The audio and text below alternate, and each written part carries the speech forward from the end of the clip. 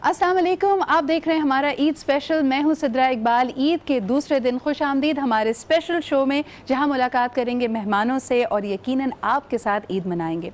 पूरे रमज़ान के बाद यकीनन ये जो ईद उल फितर की खुशी होती है दुबाला हो जाती है। अब लोगों से मिलते हैं, मिल के थोड़ी मीठी बातें करते हैं, कुछ मीठा खाते हैं। पहले दिन भी आपने देखा कि ज़बरदस्त शीर खोरमा बनाया गया इस सेट पर और हमने बहुत मज़े लेकर खाया। लेकिन आज जो दूसरे दिन की छुट्टी होती है, दूसरा और तीसरा दिन ईद का, वो भी उतना ही मज़ेदार होता है, उतना ही अहम होता है। यकीनन आप में से कई लोगों ने अपने प्यारे फ्रेंड्स को, चाहने वालों को ईद मैसेजेस भेजे होंगे। और मैं पलट के आज ये सोच रही थी कि बचपन में चले हम कॉल्स करते थे, फिर उसके बाद हालांकि उस वक्त कॉल्स महंगी होती थी, चाहे आप ट्रंक कॉल्स करें, आउट ऑफ सिटी कॉल करें, out of the country call करते थे, तो हमारे बचपन में बाकायदा 3 मिनट की कॉल बुक कराई जाती थी।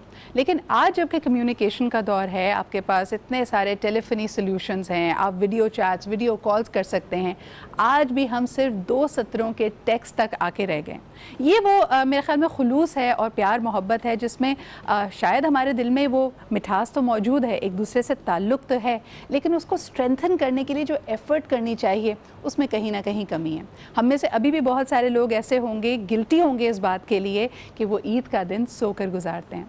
तो जी, पहला दिन गुजर गया और अगर आपने ये बहाना बनाया था कि पहला दिन तो फैमिली के साथ बिज़ी होता है, आज का दिन यकीनन अपने ज़रा दूर के रिश्तेदारों के लिए, दोस्तों के लिए उसको थोड़ा सा वक्त निकालिए। ख़ास तौर पे ये जो दोपहर है, जहां आप बैठे हमारा शो भी देख रहे हैं, यकीनन आपके पास भी ये सॉल्यूशंस मौजूद हैं। टेक्स्ट कीजिए, व्हाट्सएप कीजिए एक, लेकिन वो जो रेगुलर वाला होता है ना, जो एक फॉरवर्ड होता है, जो सारों को ही आपने भेज दिया होता है, वो या तो केक होता है या कोई चांद सितारे वाली तस्वीर या पोस्ट कार्ड होता है, वो ना कीजिए। आई थिंक मैं अगर पर्सनली आपसे बात करूँ, जो मैसेजेस पर्सनलाइज्ड होते हैं, जिसमें कोई मेरा नाम लेके मुझे मुखातिब कर रहा है, अपनी कोई ऐसी बात मुझसे कह रहा है कि मुझे पता हो कि भाई इन्होंने डेफिनेटली वक्त निकाला है। पहले एफ़र्ट का पैमाना ये होता था कि कोई गाड़ी में बैठे, कोई तोहफ़ा ख़रीदे, तोहफ़े समेत आपके घर आए, आने से पहले शायद आपको कॉल कर ले, तो हम कहते थे बड़ी एफ़र्ट की है। लेकिन आज के इस तेज़ रफ्तार दौर में 2019 की ईद इसी तरह मनाई जाती है कि आप किसी को पर्सनलाइज टेक्स्ट या व्हाट्सएप मैसेज ही कर दीजिए। बहरहाल जी, ये तो बात है हमारे दिल के रिश्तों की, दिल के नातों की, और यकीनन जहां हम और चीज़ों के बारे में बात करते हैं, यकीनन हमारी दुआओं में, हमारे खुलूस में, हमारे वतन के लिए भी जो हमारा एक ताल्लुक़ है वो स्ट्रॉन्ग होना चाहिए। मैं कुछ ऐसे दोस्तों से भी बात की अपने फ़र्स्ट डे ऑफ ईद पे, जो मुल्क में नहीं रहते या वो बाहर काम के सिलसिले में या पढ़ाई के सिलसिले में इस वक्त पाकिस्तान में नहीं हैं, और यकीन कीजिए जिन चीज़ों को यहाँ आप फॉर ग्रांटेड लेते हैं या आपको लगता है कि जी ये कैसी ईद हुई जिसमें बिजली चली जाती है, बाहर निकलो तो सड़कों पर रश बहुत है, पब्लिक स्पेसेस नहीं है हमारे पास, इसके बावजूद भी इस ईद का जो लुत्फ़ है, जो मज़ा है, वो आप मिस करेंगे अगर आप मुल्क में नहीं हैं। और यकीनन इस दफ़ा देखा ये भी गया है कि बहुत सारे लोग जो अमूमन ईद की छुट्टियों में बाहर चले जाते हैं, खैर उसमें कुछ डॉलर की उड़ान का भी ताल्लुक़ है, लेकिन इसके बावजूद भी हमने ये देखा कि इस वक्त लोगों ने ज़्यादातर मुल्क में ईद मनाई है। हमारे जो नॉर्दर्न एरियाज़ है, वहाँ हम देख रहे हैं कि बहुत सारी फैमिलीज़ गई हैं, मौसम वहाँ पर खुशगवार है। बाकी पाकिस्तान में तो इस वक्त काफ़ी गर्मी है, और जो दूसरी गर्मी का इलाका है बहुत ज़्यादा, वो है जी हमारा किचन, जहाँ पे साल के 12 महीने गर्मी होती है, लेकिन इसके बावजूद जो हमारे जद्दोजहद करने वाली ख़वातीन हैं वहाँ पे कुछ ना कुछ कर रही होती हैं, जैसे कि शेफ़ आयशा जो आज के दिन भी जेली बना रही हैं। ईद मुबारक, बहुत बहुत ईद मुबारक। और दूसरा दिन है, ऐसे हम मिल रहे हैं जैसे पहले दिन मुलाकात नहीं हुई थी। लेकिन क्या बना रही हैं आज? जी, आज मैं बना रही हूँ लबे शीरीन, साथ बनाऊंगी क्रीमी बेक्ड पास्ता, और उसके साथ बनाऊंगी आपको पता है बहुत सारे मैसेजेस आपके लिए आए हैं कि आपने शेफ़ आयशा को ईद की छुट्टी भी नहीं दी। ईद की छुट्टी यहाँ पे भी नहीं है, घर में भी नहीं है, क्योंकि अभी रात में जाते दावत है, और दावत में हमें तो नहीं बुलाया, इसलिए सॉरी, छुट्टी कैंसिल। तीसरे दिन भी नहीं करेंगे, छुट्टी वापस बुलाओ इनको। अच्छा बताएं ना, है क्या क्या करना जी? लबे शीरीन बनाऊंगी, इसका पहले कस्टर्ड तैयार करूंगी सादा सा कॉर्नफ्लावर के साथ, फिर इसके साथ जेलीज डालूंगी, इसमें एप्पल डालूंगी कद्दूकश करके, उसे ग्रेट करके, फिर साथ बनाना डालूंगी और डालूंगी, और थोड़ा यम्मी यम्मी सा। अच्छा, यम्मी यम्मी तो बना रही हूँ। मुझे बताओ कि मेरे इंट्रो के टाइम पे गुस्सा किस चीज़ पे आया था? कुछ गिरा था, कुछ यहाँ पे एक्सप्लोजन कुछ अटक गया था। देखिए ये इस बात का भी फुल क्रेडिट देना चाहिए, ख़वातीन तैयार होके मेहंदी लगा के इतना महंगा मैनिक्योर करवाने के बाद हम किचन में दोबारा आ जाते हैं। लेकिन ये एक सवाल आपके लिए आया, क्योंकि 2-3 दफ़ा आपने मीठा बनाया ड्यूरिंग रमज़ान एज वेल। लोग कहते हैं जी आयशा अपना कस्टर्ड क्यों बनाती है, कस्टर्ड पाउडर से क्यों नहीं बनाती, कॉर्नफ्लावर से क्यों बनाती है? उसका टेस्ट अलग होता है, और जो लबे शीरीन का टेस्ट होता है ना, वो सारे फ्रूट्स और हम जो चीज़ें डालते हैं ना उससे निकलता है। अच्छा, तो इसलिए कस्टर्ड। लेकिन इसमें मुझे पता है एसेंस की ज़रूरत नहीं। हाँ होती है, मैं यूज़ करती हूँ जी, ice cream soda essence essence use करती हूँ या वैनिला। ज़बरदस्त। तो ये दो ऑप्शंस हैं आपके पास। इसके अलावा अगर आपकी पसंद का कोई और एसेंस है तो वो भी कर लें। व्हाट आई रियली लाइक, मैं आयशा की जितनी भी मैंने मीठे और इस तरह के डिज़र्ट्स देखे हैं उसके अंदर आम कस्टर्ड ज़रा येलोइश ज़्यादा होता है जो वनीला का होता है। What I really like is कि आपका वो दूधिया सफ़ेद जो सोचें, जो आप मुगालते में नहीं डालते थे टू बी और नॉट टू बी, ये कस्टर्ड है भी या नहीं, वो वाला सवाल होता है जी। और हमारे जी PCR में भी बड़ी तारीफ़ें हुई हैं आपके खाने की, और हमारे न्यूज़ रूम में भी बड़ी तारीफ़ें हुई हैं आपके खाने की, और हेडलाइंस में भी बड़ी तारीफ़ें हुई हैं आपके खाने की। लेकिन मुझे ये बताएं, सिर्फ खाने तक ही नहीं, ये ईद की जो तैयारियां थी उसमें I think you gotten a hair cut. Yes, लिया था मैंने जी, बिल्कुल। हाँ, चांद रात को मैंने जाके लिया था, और क्या कहते हैं, मेहंदी बस नहीं लगवा सकी क्योंकि टाइम इतना नहीं था। आपकी मेहंदी तो वैसे उतर जानी थी, वो दूसरे दिन वैसे हो जाती है। लेकिन जी सलाम है उन लोगों को जो चांद रात वाले दिन जाते हैं और सैलून का काम करते हैं, बिकॉज मुझे बड़ी हैरत होती है आयशा कि आखिरी दिन का इंतखाब किया है अपनी तमाम सर्विसेज के लिए, जब स्टाफ भी थका हुआ है और इसके साथ साथ आपको ये भी मुश्किल फील हो रही है कि भाई वो आपको पूरा टाइम दे सकेंगे या नहीं दे सकेंगे। इतनी देर की सर्विस नहीं है जितनी देर आपको वेट करना पड़ता है। तो खैर वो मुश्किल तो गुजर गई, लेकिन कुछ लोगों का ख्याल होता है आखिरी मिनट पे अगर सर्विस कराएंगे तो बड़ा फ्रेश फील करेंगे। I will let you to grate the apple, और हो सकता है जी इनको गुस्सा आया हुआ कुछ ना कुछ ये फिर गिरा दें, तो इससे बेहतर है कि हम छोटा सा ब्रेक ले लें ताकि घर की बात घर में रहे, हमारे किचन में जो कुछ होता है वो पूरी आवाम ना देखे। लेकिन आप हमारे साथ रहिए, थोड़ी देर के बाद हमारे साथ हमारे मेहमान भी होंगे, उनसे भी थोड़ी ईद पे गपशप करेंगे, और ये जो मीठा बना रही हैं अगर ये वक्त पे बन गया तो हम उसको चख भी लेंगे। एक लेते हैं छोटा सा break, will be right back.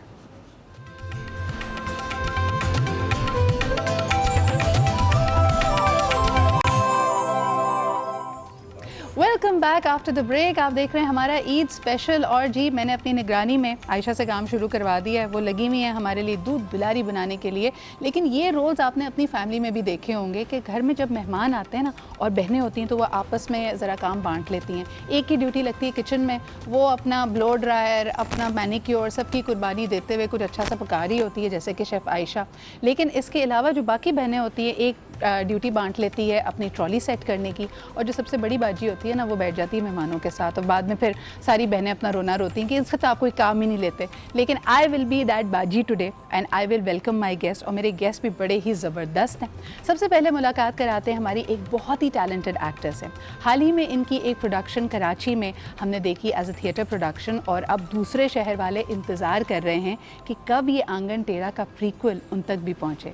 If you haven't seen it, it is definitely a delight. और लेकिन सवाल ये पैदा होता है जो हम अक्सर अपने एक्टर दोस्तों से करते हैं, जो मेरे ख्याल में तमाम ही थेस्पियंस हैं, for the love of theatre. Because हम कहते हैं पैसे भी इतने नहीं मिलते, आती भी बड़ी लिमिटेड ऑडियंस है, तुम लोग क्यों 2-3 महीने ज़िंदगी के इस पे वक्फ करते हो? तो ये सवाल तो हम उनसे करेंगे ही। लेकिन she is not new to media. She has 2 of the greatest stalwarts superstars of Pakistan film industry as part of her family as her direct sisters. हम जी बात कर रहे हैं संगीता जी की, कविता जी की, जो कि इनकी बहनें हैं। आज इनकी सबसे छोटी बहन हमारे साथ मौजूद हैं हमारे ईद शो पे। हम बात कर रहे हैं हिना की। हिना रिजवी, अस्सलाम वालेकुम। वालेकुम अस्सलाम। ईद मुबारक।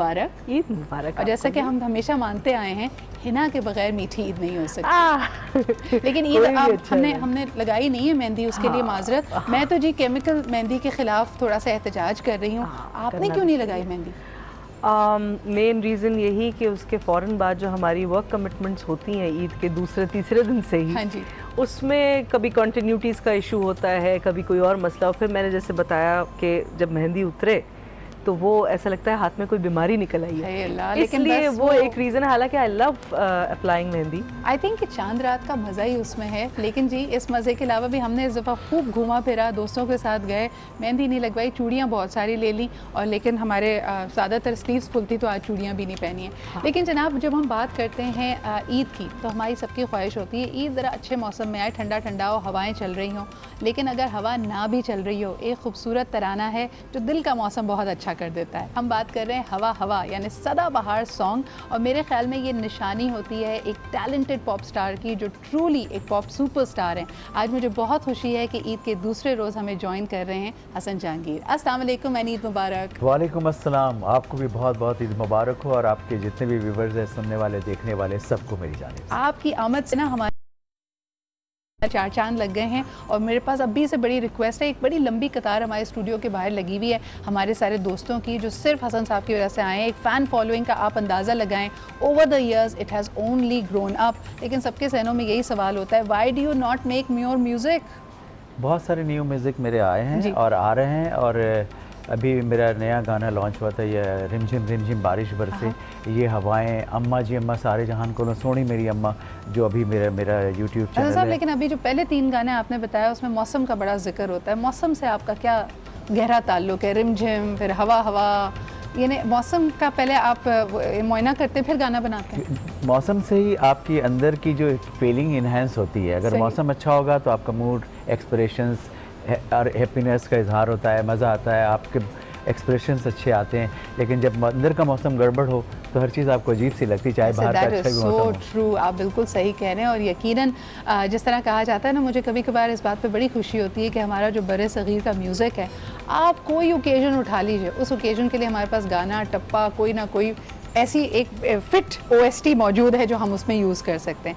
और अब बात आती है जी, अगर हम तरानों की बात कर रहे हैं तो जंगी तराने भी तो होते हैं ना, इसके अलावा सियासी तराने भी होते हैं, उनका ताल्लुक जिनसे है वो भी हमारे साथ मौजूद हैं। और यकीनन एक बुलंद व बाला नकारा होता है जी इनका, ख़ास तौर पे एहतसाब के लिए, करप्शन को दूर करने के लिए, और ये बड़ा इम्पॉर्टेंट है। और किसी भी ज़िंदा कौम के लिए ऐसे लोगों का होना बहुत अहम है जो कि तब्दीली लेके आएँ और तब्दीली पर यकीन रखें। हम में से तो अक्सर हैं जो बैठ जाते हैं, हम कहते हैं नहीं जी चीज़ें बुरी हैं, ख़राब हैं, उनको बदलना मुमकिन नहीं है, और उसके लिए शायद जो कुर्बानियाँ देनी पड़ती हैं उसके लिए भी हमारा लाइफस्टाइल इजाज़त नहीं देता। But we have one and only Jibran Nasir with us who is walking the talk. अस्सलाम वालेकुम एंड ईद मुबारक। वालेकुम सलाम जी, और ईद मुबारक। और जंगी और सियासी तरानों के साथ कौमी तराना भी होता है जिससे हम सबका ताल्लुक है। एब्सोल्युटली। आज सुबह देखिए सबसे बड़ी खबर 2 दिन से यही थी, पहले दिन बल्कि चली थी, आज तो ईद का दूसरा दिन है, पहले दिन यही चली थी कि हेड्स ऑफ द स्टेट ने कहा ईद की नमाज अदा की, किसने कहा नमाज अदा की। अगर ये सोचें जिब्रान, अगर साल के सारे दिनों में ये फोकस होता और सादिक और अमीन की एक इज्जत ये भी होती कि रोज़ नमाज भी पढ़नी है, तो फिर क्या होता? मेरे ख्याल में ईद के रोज़ सुबह 8 बजे और कोई हेडलाइंस होती नहीं है ना, कोई और हैपनिंग हो नहीं रही होती, आदत साहब ऐसे छुट्टी पे होता है, तो बस ये दिखा सकते हैं चहल पहल पब्लिक ऑफिशियल की, गवर्नर साहब, PM साहब और बाकी लोग कहाँ नमाज़ पढ़ रहे हैं। मगर मेरे ख़्याल में ज़्यादा ज़रूरी जो कवरेज होनी चाहिए हमारे माशरे में, जो कि ख़ास तौर पर हमारा मुल्क कई सालों से अंदरूनी जंग और वायलेंस का शिकार है, कि उन लोगों से हमारे जो अरबाब इख्तियार हैं वो ईद मिलने भी जाएँ। फ़ौज में एक अच्छी रिवायत है कि फ़ौज के आला हुकाम हमेशा अपने फ़ौजियों से मिलने जाते हैं। मेरे ख़्याल में ये रिवायत सियासत में भी आनी चाहिए कि हमारे सियासतदान, ख़ासतौर पे वैसी रिवायत हमारे माशरे में है कि पहली ईद जिस घर से अगर कोई जनाजा उठा हो उनसे जाके मिली जाती है, उनके साथ उस गम में शरीक हुआ जाता है। तो ये हम करेंगे तो मेरे ख्याल में हौसला भी बढ़ेगा आवाम का। जो ये अवामी राब्ते अपने कायम रखते हैं सियासी कारकुनान, वो तो जाते हैं अपने हलकों में, वहाँ पे ईद भी करते हैं, लेकिन आपकी बात बहुत अहम है कि this people to people contact. लेकिन जिब्रान, अगर ये पूछूँ, आपने अगर मोदी साहब को ईद की मुबारकबाद देनी हो तो आप क्या कहेंगे किसी पैगाम के साथ? मेरे ख्याल में नसीहत तो हर एक को देनी चाहिए, ख़ास तौर पर उसको जिसको सबसे ज़्यादा ज़रूरत हो। हाँ जी। और उनको तो बहुत ज़्यादा ज़रूरत है। और जिस एजेंडे के ऊपर देखें हम बात करते हैं मोदी साहब पे, यकीनी तौर पे हमसे ज़्यादा परेशान हिंदुस्तान की अपनी आवाम होगी जो उसके डायरेक्ट ज़ेर अताब आएगी, असर में आएगी। मगर मेरे ख्याल में किसी पे भी उंगली उठाने से पहले हमें अपना किरदार as a country, as a माशरा इतना अच्छा कर लेना चाहिए कि हमें कहने की ज़रूरत ना पड़े, लोग आप ही हमारी मिसाल देके मोदी साहब को कहें कि अकल करना। एब्सोल्युटली। और मेरे ख्याल में वही जो बात है कि आपसी रवाबित को बढ़ाएं, क्योंकि हम अपना नेबरहुड सेलेक्ट नहीं करते। और जिस तरह के हम थ्रू आउट ही रमज़ान में जब दीनी तालीमात की भी बात करते रहे हैं, सबसे ज़्यादा हक आपके अड़ोस पड़ोस का होता है, जिस पर सहाबा इकराम कहते थे ऐसा लगता है कि कहीं विरासत में से भी इनको हिस्सा ना देना पड़ जाए। तो ये मोहब्बतों का सिलसिला कायम रखें, है ना। आप क्या कहेंगी, आर्टिस्ट इसमें बड़ा एक इम्पॉर्टेंट रोल देते हैं। आपने भी देखा होगा बुशरा आपा ने एक बड़ा ज़बरदस्त इस पे अपना एक डिजिटल सॉन्ग बनाया, और वो बॉर्डर के उस पार भी इस पार भी बड़ा पसंद आया लोगों को। उस पर आपका क्या रिएक्शन था वैसे? मैंने देखा, उसको एंजॉय किया, लेकिन मुझे पर्सनली ऐसा लगा कि शायद अभी वक्त गलत था। अच्छा। हम पहले एज नेबर्स कुछ अच्छा और मज़ीद प्रूफ तो करें, हम इतना वक्त तो मिले। जाहिर सी बात है अभी बहुत थोड़ा वक्त गुजरा है इस नई हुकूमत को और बहुत अच्छे अच्छे काम हो रहे हैं, तो हम उस लेवल पे आकर जब ऐसी बात करें तो वो और भी ज़्यादा दूसरों के लिए भी होगी खुशी की बात कि हाँ भाई कोई आया है हमारे पास और वाकई में कुछ दिखा के कुछ करके आया है। अच्छा हिना, वैसे बताएं एज एन आर्टिस्ट आपको क्या लगता है कि हमारा जो ना व्यूअर, जो टेलीविजन व्यूअर है वो बटा हुआ है, वो we take our politics as entertainment as well, तो is that a struggle for you? क्या आप कहते हैं यहाँ मेरा जो 8 बजे का ड्रामा है ना वो कम्पीट कर रहा है 8 बजे की करंट अफेयर्स प्रोग्राम से, तो मैं करूँ तो क्या करूँ? नहीं देखिए, I am least bothered about these things. मुल्की सियासत जो है शुरू से जैसी थी उसमें इतने सारी प्रॉब्लम्स हमने हमेशा से देखी कि हम काफ़ी हद तक उससे बदजन और बोर भी हो गए। अब उम्मीद है बहुत अच्छा हो रहा है काम, तो मुझे लगता है कि लोगों को इससे कोई मसला होना नहीं चाहिए। एक्टर के लिए शायद ये चीज़ परेशान कुन हो कि वो उसका कोई प्रोग्राम है और उसके ऊपर करंट अफेयर्स जो है वो ज़्यादा रेटिंग्स ले रहा है। वैसे टर्न अराउंड किया है, हम खुद क्योंकि न्यूज़ चैनल पर बैठे हैं आपको बता सकते हैं कि जो एक ज़माने में हम कहते थे कि सारी viewership current affairs and news की है, अब people want to live life, have fun, have गुब्बारास, हैव मिठाई, तो वो कहते हैं इतनी टेंशन माहौल में ही हो जाती है बाज़ दफ़ा कि वो प्रेशर लेने के लिए we do need an outlet. Absolutely, वही ना, to bring out those tensions और फिर अपने थोड़े वक्त रिलैक्स करने के लिए तो एंटरटेनमेंट ही रह जाती है हमारे। बिल्कुल। हसन साहब आप क्या कहेंगे? आई यू ओरिजिनली फ्रॉम कराची होंगे, राइट? आपने लेकिन कई ईदें कराची से बाहर भी गुजारी होंगी, तो कल मैंने सवाल किया था लोगों से कि पाकिस्तान की ईद और पाकिस्तान की बाहर की ईद कैसे मुख्तलिफ होती है। आपने कराची की ईद और कराची की बाहर की ईद कैसे मुख्तलिफ पाई? सबसे पहले तो एक सवाल जो आपने इनसे किया वो मुझे अच्छा है। मैं जब से होश संभाला है मैंने यही सुनता आया हूँ मीडिया में कि पाकिस्तान के हालात बिगड़े हुए हैं, ख़राब हैं, ये है वो। इससे हम लोग फेडअप हो चुके हैं, हमें इससे निकलना चाहिए। जो आपने बात की कि हमें एंटरटेन होना चाहिए, हैप्पीनेस का इजहार होना चाहिए, फैमिली में मूव अराउंड दुनिया को देखें। और जो बात इससे हवाले से कि ईद जब भी मैं अपने होम टाउन में तो ज़्यादा मज़ा आता है ईद का, लेकिन जब बाहर जाते हैं तो वो लोग हमें मिलते हैं जो पाकिस्तान को मिस कर रहे होते हैं, जो हमारा कल्चर है, जो हमारा स्टाइल है ईद का, जो एक ट्रेडिशनल है हमारा, वो बड़ा मिस करते हैं। वो जो सो के ईद बनाने का मज़ा है ना वो बाहर नहीं आता। ये आप कहना चाह रहे हैं? बाहर के देखिए, बाहर तो हम अपने मुल्क में हम लोग लाइक अ किंग, हम किंग की ज़िंदगी गुजार रहे हैं। बिल्कुल सही। और दुनिया में सबसे सस्ता मुल्क पाकिस्तान है। ये मैं आपको हमेशा ये बात बताता हूँ। यहाँ हमें लगता है बहुत महंगा है, लेकिन दुनिया में जब जाएं तो आपको एहसास होता है सबसे सस्ता पाकिस्तान है। और हमारे पे इतना टाइम होता है कि हम दूसरों के घरों में जाते हैं, मिलते हैं, खेलते हैं। बाहर ऐसा कोई सिस्टम नहीं, वो तो बिल्कुल मोहताज होते हैं, वॉच घड़ी को देख रहे होते हैं, उनके राउंड पे चल रहे होते हैं कि भाई एक रोबोटिक लाइफ है बिल्कुल उनको इतने बजे जाना है, इतने बजे उठना है, इतने बजे खाना है, और उसके बाद फैमिली में कपड़े धोने, आकर खाना पकाना है। मैं अपने पैनल और अपने तमाम गेस्ट के बारे में कह सकती हूँ कि हमने कोशिश की है और ये तहिया किया है कि जितनी सादगी से हम ईद मना सकें वो हमारे लिए अहम है, because that is the need of the hour. इस पर बात करेंगे जी एक छोटे से ब्रेक के बाद।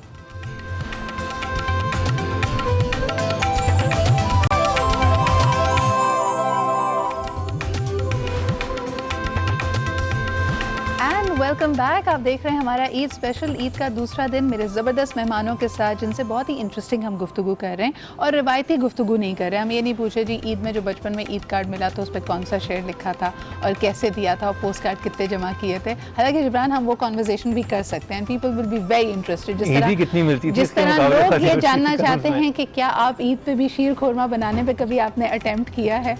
नहीं जी, अटेम्प्ट मैंने कहा बिल्कुल नहीं किया बनाने में, मगर डेफिनेटली खाने में मैं जहाँ जहाँ जाता हूँ अटेम्प्ट करता हूँ। मुकाबलेबाजी आपको पता है ना, आपके वो वायरल होने के बाद और आंटी की डांट के बाद आप मोस्ट एलिजिबल बैचलर्स की लिस्ट में आ गए। कैसा लगता है आपको? मेरे ख्याल में इससे काफ़ी बेहतर मेयार होना चाहिए पाकिस्तान के माशरे का। लेकिन मैंने आपके सारे चांसेस रुइन कर दिए, क्योंकि ये जब रमज़ान में आए थे तो फिर हमने ज़रा दिल खोल के बातें की थी कि ये सस्टेनेबल लाइफस्टाइल नहीं है, इसमें बड़ी तकलीफें हैं, बैंक बैलेंस नहीं बढ़ता, बड़ी गाड़ियाँ नहीं होती। लेकिन कोई तो ऐसा होगा ना जिसको ये आइडियलिज्म भी पसंद होगा। नहीं जी बिल्कुल है, और ये इतना इम्प्रैक्टिकल नहीं है। आपको मेरे ख्याल में किसी इंसान का कोई भी लाइफस्टाइल हो, आप किसी से अगर शादी करना चाह रहे हैं तो कंपेनियनशिप के लिए कर रहे हैं, किसी वक्ती अट्रैक्शन के लिए नहीं कर रहे। आपके साथ क्या, आप तो निकले होंगे जलसे जुलूसों में, फिर आपने कहीं जाके तकरीर करनी होगी, किसी को जेल से बचाना होगा, तो कंपेनियनशिप का कहाँ टाइम है? मेरे ख्याल में फिर आप शादी भी ऐसे इंसान से करें जो खुद भी वर्किंग ज़िंदगी से हो, जो खुद भी मसरूफ़ अपनी ज़िंदगी में, जिसको सिर्फ ये ना हो कि आपको ये देख के सारी ख्याल से जाए हुए हों। तो आई थिंक जो है साथ में बेहतर काम कर लेते हैं, बिकॉज एक दूसरे की मसरूफियात को समझते हैं। कहते हैं वो जो चाय खाना है ना हाई कोर्ट के पास वाला, वहाँ मिलते हैं 10 मिनट के लिए, है ना, वो वाला लाइफस्टाइल होगा। फिर कोई बात नहीं, we are hopeful. All the people watching the show, देखिए हमने आपको कोई चीज़ हमने छुपा के नहीं रखी, both sides of the coin हमने दिखा दिया।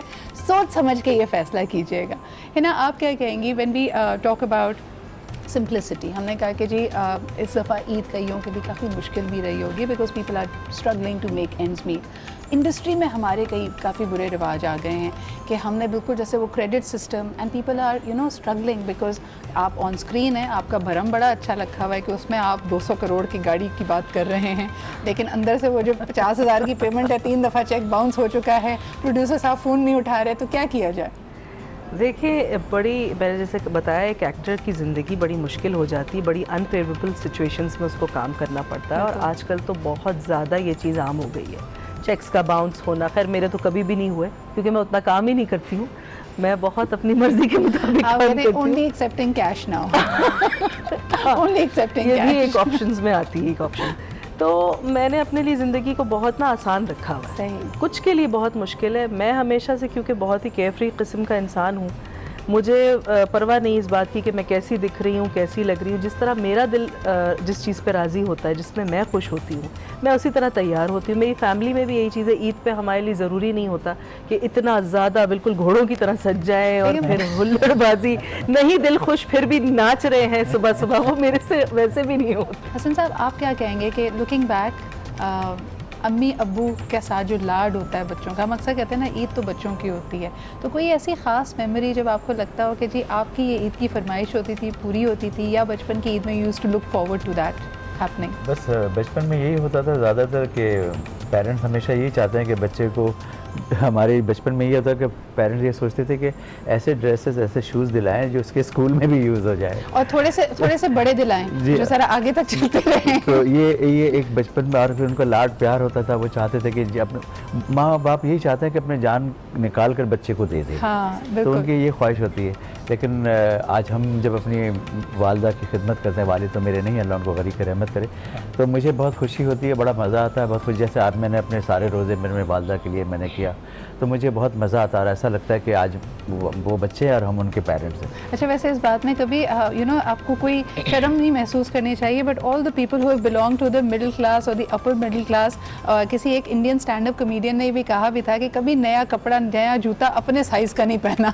अम्मी अब्बू ने हमेशा थोड़ा बड़ा दिलाया ताकि वो चलता रहे, वो आगे भी किसी के काम आए। लेकिन जी हम आपको बताते चले कि जूते कंफर्टेबल होने चाहिए, साथ साथ स्टाइलिश भी होने चाहिए। स्टाइलों की ज़बरदस्त रेंज है when it comes to shoes, as well as they have a lot of bags and belts and accessories as well. So please make sure, Eid पे मैंने तो जाके ज़रूर देखा, बिकॉज जिसको अच्छे नफीस जूतों का शौक़ है, और अगर आप इसमें इन्वेस्ट करना चाहते हैं, बिकॉज गुड शूज़, वैसे भी कहते हैं दूसरों को एम्पथाइज भी करना है, try to walk a mile in their shoes.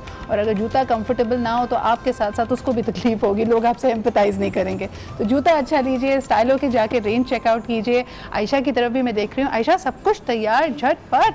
जी बिल्कुल। ईद के लिए मैं आपको घर ले जाऊँ? हाँ जी, ताकि थोड़ा मसला, अम्मी आपने जो फरमाइश की थी मैंने आयशा से सेटिंग कर दी है ना? मैं तो हाँ आंटी को कहा ही नहीं था, उनका आंटी बहुत बहुत शुक्रिया, आपने मुझे बहुत पसंद करती है ना। लेकिन वो कह रही है बेटा अब ये ट्रे लेके ना, एक दो में तुमने निकाली ना, एक डिश लेके आज मैं तुम्हें अपने साथ, दो अलग अलग है ये। अरे अलग अलग है, इसमें क्या अलग है? क्रीमी यार ले आओ ना, चलो यहाँ तक ले आते हैं। हाँ। मेहमानों को भी दूर से क्यों इसका दीदार कराया जाए। आप ये लेके चले, मैं वो ले आती हूँ। अच्छा, ये भी कुछ और भी है, ये भी लाया जा सकता है। पास्ता है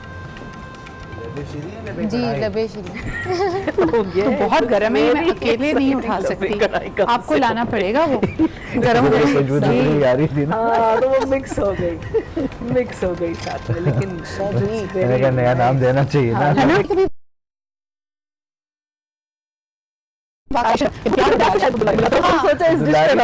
पकड़ा गया होगा कुछ और करते हुए, फिर उसने कहा नहीं तो डिश का नाम है दूध दुलारी। लेकिन जी ये दूध दुलारी कितनी दुलारी है ये हम थोड़ी देर में टेस्ट करेंगे। और मैंने वैसे कल से ये तैयार किया था, एक हमसे भी कल ब्लंडर होते होते बचा, मेरे भी ड्रेस पे गिर गया था कि हमने ब्रेक में खाना है ताकि हम जिस बदतमीजी से भी खाएं वो किसी को पता ना चले।